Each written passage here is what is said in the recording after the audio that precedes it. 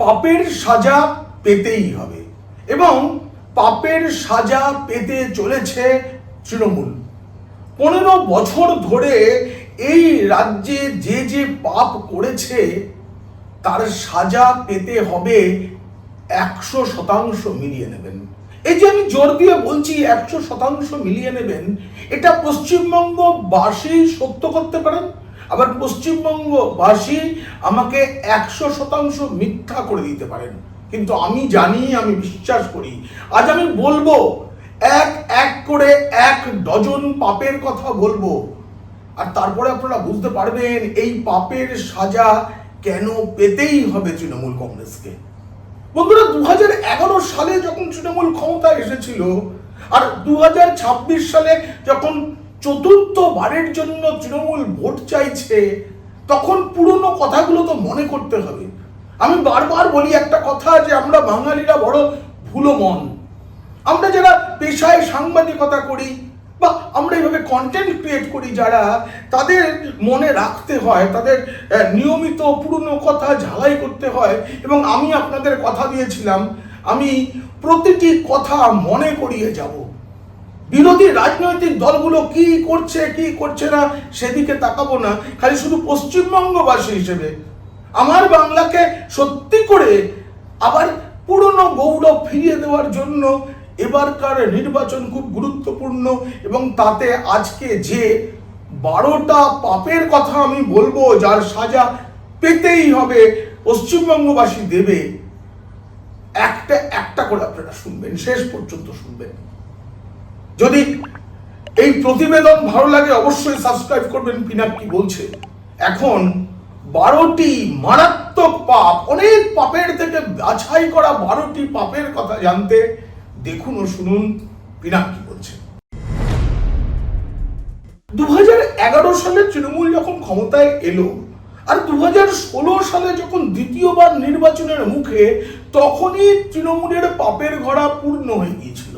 আমরা জানতাম, তবু বিকল্প পাইনি, তাই আমরা তৃণমূলকে আবার নিয়ে এসেছি।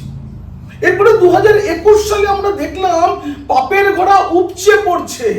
আমরা চেয়েছিলাম যে এই সরকারটা বিদায় নিক, আমরা সবাই চেয়েছিলাম, কিন্তু যে কোনো কারণেই হোক সেটা সম্ভব হয়নি। কিন্তু একটা সুযোগ আছে। আমি বলছি না যে অমুককে ভোট দিন, তমুককে ভোট দেবেন না, আমি বলছি না, খালি পাপের সাজাটা তো দিতে হবে। আমাদের ওপরে যে অন্যায় অত্যাচার হয়েছে তার 12টা আমি বলবো, আপনারা মনে করে দেখবেন সেই সময়গুলো। আমি ওই 11 সাল থেকে পরপর কি কি হয়েছে সেভাবে বলছি না, খালি যেগুলো মনে করানোর দরকার, যেভাবে আমি একটা তালিকা তৈরিও করেছি, সেই তালিকা অনুযায়ী আমি আপনাদের বলবো। প্রথমেই মনে করুন কয়লা কেলেঙ্কারির কথা। মোট 20,000 কোটি টাকার অবৈধ লেনদেন হয়েছে শুধু কয়লা পাচার করে। আমাদের গর্বের মুখ্যমন্ত্রী সততার প্রতীক, তিনি কি করে বলেন আমি জানি না, কিন্তু বলেছেন, এটা তো বাস্তব। সম্প্রতি একটি প্রচারে গিয়ে বলেছেন, কয়লা খনি অঞ্চলে তিনি পাণ্ডবেশ্বরেই প্রচার করতে গিয়ে বলেছেন, যত অবৈধ কয়লা খনি আছে সেগুলোকে বৈধ করে দেওয়া হোক। হয়তো চতুর্থবার ক্ষমতায় এলে তিনি সেটা করবেন, কিন্তু অবৈধ কয়লা খনি মানে কি? যেগুলো বিপজ্জনক, যেখান থেকে কয়লা তুললে আমাদের চারপাশের যা পরিবেশ পরিস্থিতি সব নষ্ট হয়ে যেতে পারে, তাই ওগুলোকে অবৈধ করে রাখা হয়েছে। সেখান থেকে তো দিনের পর দিন কয়লা পাচার হচ্ছে। এই যে 20,000 কোটি টাকা, মানে বুঝতে পারছেন, আমাদের রাজ্যের সব থেকে দুর্বল বলে আমাদের মুখ্যমন্ত্রী মনে করেন সেটা হচ্ছে সংখ্যালঘুদের উন্নয়ন। আমিও মনে করি ভারতের সবচেয়ে বেশি গরিব মুসলমানের বাস পশ্চিমবঙ্গে, তাদের জন্য তিনি 1 বছরে 5,713 কোটি টাকা খরচ করবেন ভেবেছেন। সারা বছরে রাজ্যের মদ বিক্রি করে লাভ হয় 22,000 কোটি টাকা। তাহলে বুঝতে পারছেন, তাহলে 20,000 কোটি টাকার কথা বলছি আমি, কয়লা পাচার। তাতে ভাইপো বাবুর নাম জড়িয়েছে, তৃণমূলের মানে আঞ্চলিক দল তৃণমূলের সর্বভারতীয় সাধারণ সম্পাদক অভিষেক বন্দ্যোপাধ্যায়ের নাম জড়িয়েছে। অনুব্রত মণ্ডল জেল খেটেছেন, অনেক কিছু হয়েছে। সিবিআই কি করেছে, ইডি কি করতে পেরেছে, কোর্ট কি করতে পেরেছে, কেন্দ্রীয় সরকার কি করলো, এ নিয়ে তো আমরা অনেক প্রশ্ন তুলবো, এ প্রশ্ন তুলে যাবো আমরা। কিন্তু পাশাপাশি আমাদেরও তো কর্তব্য আছে, আমরা পাপের সাজা দেব, মেনে নেবো নাকি কয়লা দুর্নীতিকে? এরপরে কয়লার পরে আমি আসি রেশন দুর্নীতি। 1000 কোটি টাকার রেশন দুর্নীতি হয়েছে পশ্চিমবঙ্গে। কিভাবে হয়েছে? আমরা যারা রেশন তুলি না, কিন্তু আমাদের রেশন তোলা হয়। সেই চাল কেন্দ্রীয় সরকার যেটা দেয় সেটা কোথায় যায়? জ্যোতিপ্রিয় মল্লিক জেল খেটে বেরিয়ে এসেছেন, আইনের পথে চলবে। সেখানে কতদিন তাকে জেলে রাখা যাবে, কতদিন তাকে ছেড়ে দিতে হবে, কবে সাজা ঘোষণা হবে, সে তো লম্বা পদ্ধতি। কিন্তু আমাদের বাঙালির তো কোনো দায়িত্ব আছে। আমাদের রাজ্যে রেশন দুর্নীতি শুধুমাত্র তো একটা অন্যায় নয়, একটা পাপ নয়, এটা লজ্জাও। 26,000 চাকরি যাওয়ার ঘটনা মনে করুন, তৃতীয় পাপ। আমি তখনই বলেছিলাম 26,000 শিক্ষকের এবং শিক্ষাকর্মীর যে নিয়োগটা যে বিক্রি হয়েছিল, সেটা শুধু টাকার বিনিময়ে চাকরি, এই পাপ ভাবলে ভুল হবে। আপনার আমার সন্তানরা তারা কি দেখে বড় হলো যে আমার স্কুলের শিক্ষক টাকা দিয়ে চাকরি পেয়েছে, আমি তাহলে কেন পড়াশোনা করব? আমি একদিন টাকা জমিয়ে, টাকা দিয়ে বাবার কাছ থেকে টাকা নেবো, মায়ের থেকে নেবো, নিয়ে আমি একদিন চাকরি পেয়ে যাব। এবং অযোগ্যরা যখন ক্লাস নিলেন, তারা কি ঠিক শেখালেন আমাদের সন্তান সন্ততিদের? এই রাজ্যের শিশুরা কি শিখছে গত কয়েক বছর ধরে?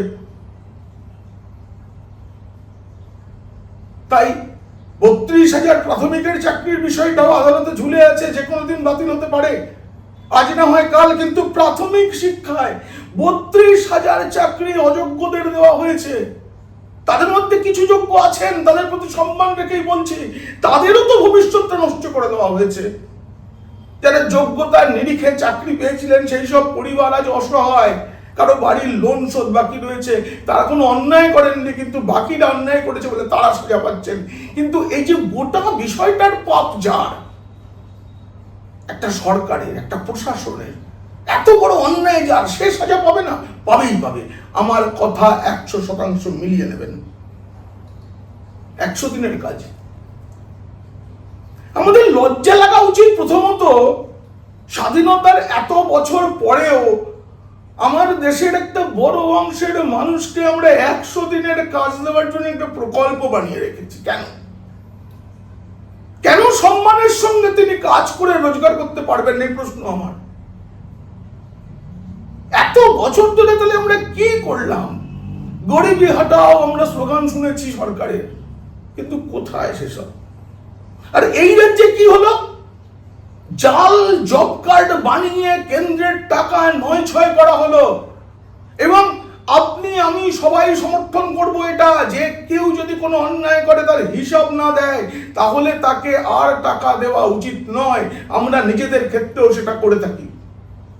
কেন্দ্র টাকা দিচ্ছে না, এটা কেন্দ্রের বিষয়। কেন্দ্রের কি আইন, কোন আইনে আটকেছে, আমি তার মধ্যে যাচ্ছি না। কিন্তু আমাদের লজ্জাটা ভাবুন, আমার রাজ্যে একটা সরকার জাল জব কার্ড বানিয়ে গরিব মানুষের যে প্রাপ্য টাকা, সেই টাকাটা নিয়ে নিয়েছে। কোনদিন আমরা শুনবো যে 2,000 টাকা করে আমাদের গর্বের মুখ্যমন্ত্রী সততার প্রতীক মমতা বন্দ্যোপাধ্যায় যে সমব্যথী প্রকল্প করেছেন, গরিব মানুষ তাদের পিতা মাতার দাহ যাতে করতে পারে তার জন্য 2,000 টাকা, তার থেকেও হয়তো ভাগ নেওয়া হয়। আমি কয়েকটা খবর দেখেছি, কিন্তু সামগ্রিকভাবে বলবো না। কিন্তু পশ্চিমবঙ্গের কি কোনোদিন এই অবস্থা ছিল? যখন এই জনদরদি, মানব দরদি, মা মাটি মানুষ সরকার ছিল না, তখন কারো পিতামাতা মারা গেলে দাহ করার জন্য কখনো অর্থের অভাব হয়েছে? আমরা সকলে এগিয়ে এসেছি প্রতিবেশীর জন্য, বন্ধুর জন্য। কিন্তু আজ পশ্চিমবঙ্গের কি অবস্থা? তার জন্য একটা প্রকল্প করতে হয়েছে, মাত্র 2,000 টাকা। আমরা আমাদের যুবক যুবতীদের এই আয়টুকু দিতে পারিনি যে মা বাবা মারা গেলে তার সৎকারটা তারা পকেটের পয়সায় করতে পারবে। তার উপরেও কাটমানি। আমি অন্য বিষয়ে চলে গিয়েছিলাম একটু, কিন্তু আমার 4 নম্বর যে বিষয়টা ছিল পাপ, 4 নম্বর পাপটা হচ্ছে 100 দিনের কাজের ব্যাপক দুর্নীতি। এর সাজা তো পেতেই হবে। 5 PM আবাস যোজনা, যার পাকা বাড়ি আছে তিনি পাকা বাড়ি পেয়েছেন, আর যার মাটির বাড়ি তার মাটির বাড়ির ওই ছাদ দিয়ে এখনো জল পড়ছে। আমি অনেক জায়গায় জানি যেখানে যিনি আবাসের টাকা পেয়েছেন তার কাছ থেকে পাসবই নিয়ে নেওয়া হয়েছে, বলা হয়েছে তোমার বাড়িটা আমি বানিয়ে দিচ্ছি, আর এই যখন কেন্দ্রের টাকাটা আসবে তখন সেই টাকাটা আমি নিয়ে নেব। এবং যে কোনো ভাবে বাড়িটা তৈরি করে দেওয়া হয়েছে, যে টাকা পাওয়া গেছে তার তুলনায় অনেক নিম্নমানের বাড়িতে গরিব মানুষটি বাস করছেন। এটা তো তার পকেট টাকা, এর সাজা হবে না? লক্ষ্মীর ভান্ডারে যুবসাথীর টাকা দিয়ে এত বড় পাপকে মুছে দেওয়া যাবে? আপনাদের মনে পড়ে আরেকটা পাপের কথা, ডিআর লটারি স্ক্যাম। কারা পুরস্কার পেয়েছেন? কোটিপতি। কোটিপতি হয়েছেন অনুব্রত মণ্ডল, কোটিপতি হয়েছেন তৃণমূলের আর এক বিধায়ক, এবার তিনি টিকিট পাননি জোড়াসাঁকোর বিবেক গুপ্তা। তারা পেয়েছেন 1 কোটি টাকা পুরস্কার তাদের লেগেছে। আসলে কালো টাকা সাদা করার একটা উপায় হচ্ছে লটারি। আমাদের রাজ্যের যে লটারির ইতিহাস, গোটা দেশের অনেক রাজ্যে এই ধরনের লটারি নিষিদ্ধ আমাদের রাজ্যে আছে। একসময় বঙ্গলক্ষ্মী লটারি ইত্যাদি ছিল, এখন সেগুলো তুলে দেওয়া হয়েছে। এবং তুলে দিয়ে এই তৃণমূল জমানায় এই ডিআর লটারি তৈরি করা হয়েছে খালি মানুষকে নিঃস্ব করার জন্য, লোভ দেখানোর জন্য। গ্রামে গ্রামে শহরে শহরে গরিব মানুষ তার সারাদিনের রোজগারের টাকা দিয়ে ডিআর লটারি টিকিট কাটছে, আর পুরস্কারটা পায় টিএমসি নেতারা। একটা হিসাব পেয়েছিলাম যে ডিআর লটারির যে স্ক্যাম তার পরিমাণ কমপক্ষে 400 কোটি টাকা। হ্যাঁ, 400 কোটি। শুনে মনে হয় না যে আমরা কোথায় বাস করছি? কোটি কোটি টাকা। অথচ এই কোটি কোটি টাকার রাজ্যে 6 নম্বর পাপ হচ্ছে মিড ডে মিলের টাকা লুট। আপনাদের বলি, এই রাজ্য সরকার কথায় কথায় গরমের ছুটি বাড়িয়ে দেয়, পুজোর ছুটি বাড়িয়ে দেয়, বর্ষা আসতেই গোটা রাজ্যে, বর্ষা এসেছে দক্ষিণবঙ্গে, উত্তরবঙ্গেও স্কুলগুলো ছুটি দিয়ে দেয়। লাভ কোথায় জানেন? লাভ হচ্ছে মিড ডে মিলের টাকা ওই কটা দিন খরচ হচ্ছে না। অবাক লাগছে না? কিন্তু মিড ডে মিল প্রকল্প কেন চালু হয়েছিল? সুপ্রিম কোর্টের নির্দেশে, যে আমাদের দেশের গরিব গুরব বাড়ির সব ছেলে মেয়েরা যারা প্রাথমিক স্কুলে যাচ্ছে বা ক্লাস 8 অবধি পড়ছে তারা যাতে একটু পুষ্টি পায়। আমাদের রাজ্যে এত টাকা বেঁচে রয়েছে কেন্দ্রের যে এই মাসটায় 12টা করে এক্সট্রা ডিম খাওয়ানো হচ্ছে মিড ডে মিলে। যত ছাত্রছাত্রী সত্যিকারের রয়েছে তার চেয়ে অনেক বেশি পড়ুয়া দেখিয়ে কেন্দ্রের থেকে টাকা নেওয়া হয়। সেই টাকায় কি হয় আমি আগে প্রতিবেদন করেছি। আমি দেখিয়েছিলাম যে বীরভূমে একটা দুর্ঘটনায় যাদের মৃত্যু হয়েছিল তাদের কেন্দ্রীয় সরকার বলেছিল 2 লাখ টাকা দেবে, রাজ্য সরকার বলেছিল 2 লাখ টাকা দেবে, একই দিনে টাকা ঢোকে। আমি পাসবুক দেখিয়েছিলাম আপনাদের, যে সেখানে দেখা যাচ্ছে প্রধানমন্ত্রী রিলিফ ফান্ড থেকে 2 লাখ টাকা, আর তারপরে রাজ্যের পাঠানো কুকিং মিড ডে মিল এই অ্যাকাউন্ট থেকে 2 লাখ টাকা ঢুকেছে। মানে মুখ্যমন্ত্রী যে দান খয়রাতি করছেন সেটা মিড ডে মিলের টাকায়।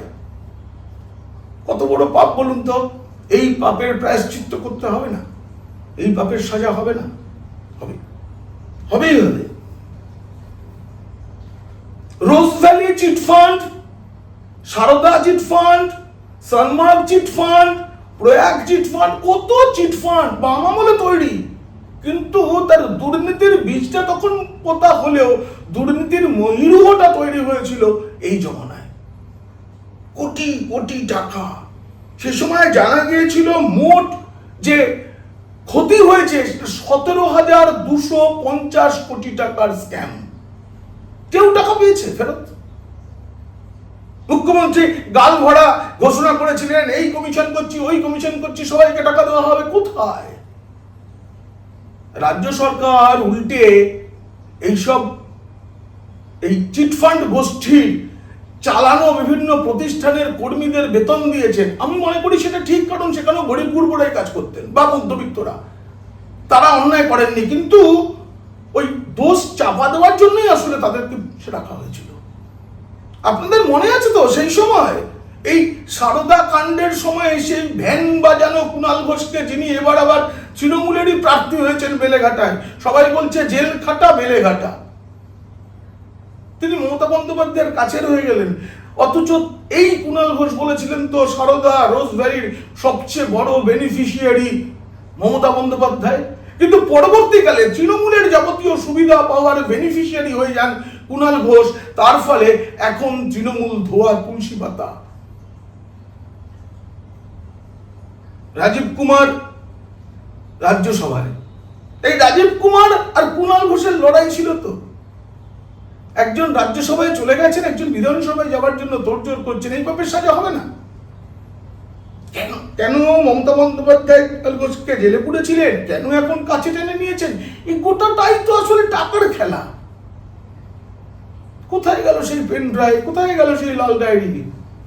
আমি সিবিআই ইডি কাউকে তোয়াক্কা করি না, কারণ তাদের ক্ষমতা, তারা কি করতে পারে দেখা হয়ে গেছে। সুপ্রিম কোর্টের প্রতি আমার শ্রদ্ধা আছে, যে কোনো আদালতের প্রতি শ্রদ্ধা আছে, কিন্তু আমি জানি আইনের হাত বলা হয় লম্বা, কিন্তু তার থেকেও বেশি হচ্ছে আইনের যে কোনো কাজের পথটাও খুব লম্বা।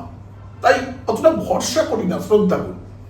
কিন্তু সাধারণ মানুষ আমরা, পশ্চিমবঙ্গবাসী পাপের সাজা দেবো না? দেবই, 100% মিলিয়ে নেবেন। আমি একটা মনে করাই আপনাদের, প্রধানমন্ত্রী গ্রাম সড়ক যোজনা, এটা হচ্ছে 9 নম্বর পাপ। বাবা, যে গরিব মানুষের জন্য রাস্তা হচ্ছে, পশ্চিমবঙ্গের পরিকাঠামো তৈরি হচ্ছে, তাতে 343 কোটি টাকার স্ক্যাম। স্ক্যাম মানে কি?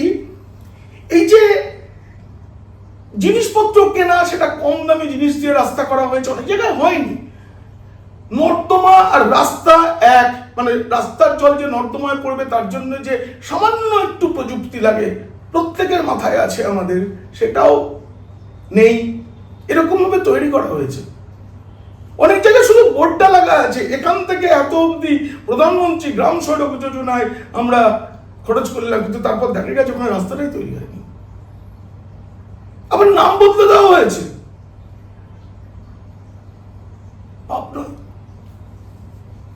এবং সব থেকে বড় কথা, এই যে জিনিসপত্র কেনা হয়েছিল তার জাল নথি দিয়ে টাকা তোলা হয়েছে, সেগুলো ধরা পড়ে যাবার পরেই তো কেন্দ্র টাকা দেওয়া বন্ধ করেছে। কেউ চুরি করে যাবে আর চুরি করার জন্য দরজাটা খুলেই আমরা শুয়ে থাকবো, এটা তো হতে পারে না। আমি এ ব্যাপারে কেন্দ্রের সমর্থক। মালদায় বন্যা ত্রাণ ছিল, বন্যা ত্রাণের উপর থেকে 100 কোটি টাকার দুর্নীতি। মনে করুন, আমি খালি আজকে আর্থিক দুর্নীতিগুলো বলছি। এ রাজ্যে পাপ অনেক আছে, আমি বলবো এক এক করে, ভোটের আগে আমি সব মনে করাবো, কারণ আমি চাই 100% সাজা হোক। এক একজন মানুষকে 42 বার ক্ষতিপূরণ দেওয়া হয়েছে, তিনি তৃণমূল নেতা বলে। তার বাড়ি আদৌ বন্যায় ভেসে যায়নি, তার পাকা বাড়ি, অথচ কাঁচা বাড়ি ভেঙে গেছে বলে একজন ব্যক্তিকে 42 বার, এটা ক্যাগ রিপোর্টে উঠে এসেছে। এ নিয়ে আমি একটা প্রতিবেদন করেছিলাম, সম্ভবত সবার আগে আমি করেছিলাম প্রতিবেদন, যে ক্যাগ রিপোর্ট থেকে দেখা যাচ্ছে যে মালদায় ত্রাণের নামে লুট হয়েছে।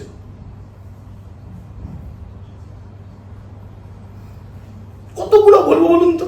10টা বললাম। এর ছাড়াও সাইক্লোন আমফান, আমফানের যে ত্রাণের টাকা এসেছিল তার থেকে 1000 কোটি টাকার দুর্নীতি ধরা পড়েছে। আমফানের টাকাও কিন্তু পুরোপুরি রাজ্য সরকার এখনো পায়নি। এই বাংলায় আসে, এখানে হিসাব দিতে হবে। বলা হয়েছিল আমফানে সব গাছ নষ্ট হয়ে গেছে, সুন্দরবনে নাকি 1 কোটি গাছ লাগানো হবে। 1 কোটি গাছ লাগানো হয়েছে কোথায় কেউ জানে না। উপগ্রহ চিত্র থেকেও ধরা পড়বে না অত গাছ, অথচ সেই গাছের বিল জমা পড়েছে। কত বড় পাপ, বাঙালির কত বড় লজ্জা। বাঙালি কবি তো লিখেছেন, অন্যায় যে করে আর অন্যায় যে সহে, তো দুজনকেই তো সমান সাজা পেতে হয়। বাঙালি ঘুরে দাঁড়াবে না। লাস্টে বলি, বাংলাদেশ সীমান্ত দিয়ে এই 12তম পাপ যে গরু পাচার, গরু পাচারে অনুব্রত মণ্ডল থেকে শুরু করে মানে দিদির তো খুব ঘনিষ্ঠ কেষ্ট, দিদির খুব ঘনিষ্ঠ ভাই কেষ্ট, তিনি জেল খেটে এসেছেন। কিন্তু বাংলাদেশ সীমান্ত দিয়ে যে গোপাচার হয়েছে কোটি কোটি টাকার, সেই টাকার ভাগ তো নিচ থেকে ওপর অব্দি এসেছে। আমি তো শুনেছি ক্যামাক স্ট্রিটেও গেছে সেই টাকা, এবং গেছে। আপনারা প্রশ্ন করতেই পারেন সিবিআই কি করলো, ইডি কি করলো। আমার প্রশ্ন হচ্ছে আপনি কি করবেন, আমি কি করব? অনেক ভরসা হয়েছে সিবিআই ইডি সকলের ওপরে। 15টা বছর ধরে আমরা অনেক সহ্য করেছি, অনেক দেখেছি, অনেক আর্থিক লজ্জা মানে যে যে কাজগুলো হয়েছে ওগুলোকে লজ্জা বলা উচিত। গরিবের টাকা লুট করা, মিড ডে মিলে পড়ুয়াদের টাকা লুট করা, রাস্তা সড়ক নির্মাণ, মানে আমি বলছি বড় সড়ক, পানীয় জল, 100 দিনের কাজ, কিছু বাদ নেই। দেখুন, আজকে আমার কথা 100% যদি ভুল হয় অনেকে হয়তো আনন্দ পাবেন, কিন্তু আমি চাই আপনারাও ভাবুন যে এই পাপের সাজা হবে, এই কথাটা 100% সত্যি হোক। যে যার, হিন্দুদের বলছি, যে যার, হিন্দু মানে যারা ভারতকে মা মনে করেন তাদের বলছি, তাদের প্রত্যেকের ইষ্ট দেবতার কথা ভাবুন। যাদের দীক্ষা গুরু আছেন, শিক্ষা গুরু আছেন, তাদের কথা ভাবুন, তারা কি বলে গেছেন, সেই মতো কাজ করুন। ভোট আপনার অধিকার, কাকে দেবেন না আপনারা ঠিক করুন, কিন্তু ভাবুন পাপের সাজা পাওয়া উচিত কিনা। এই প্রতিবেদন কেমন লাগলো জানিয়ে অবশ্যই মন্তব্য করবেন। ভালো লাগলে বন্ধুদের, খারাপ লাগলে শত্রুদের শেয়ার করবেন। আপনারা খুব ভালো থাকবেন।